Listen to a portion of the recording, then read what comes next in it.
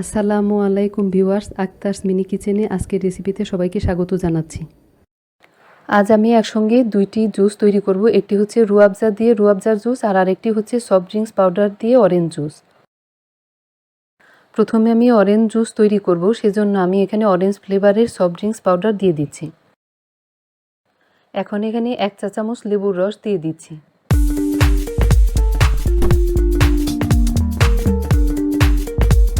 আর কিছু ice cube দিয়ে দিচ্ছি।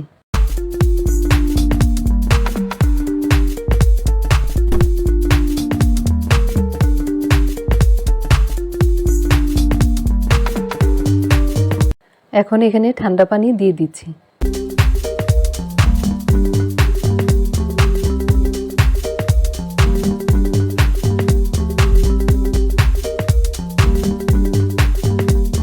এখন ভালোভাবে নেড়ে নিচ্ছি।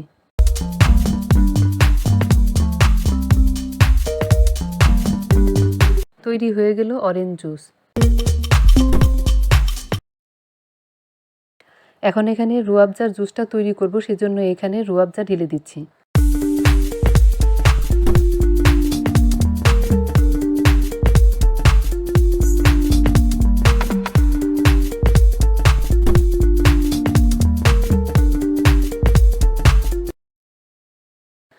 এখন এখানে 2 চা চামচ লেবুর রস দিয়ে দিচ্ছি।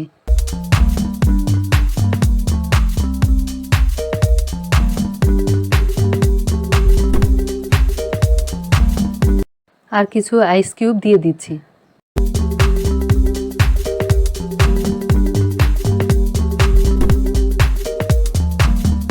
এখন এখানে ঠান্ডা পানি দিয়ে জুসটাকে ভালোভাবে নেড়ে নিচ্ছি।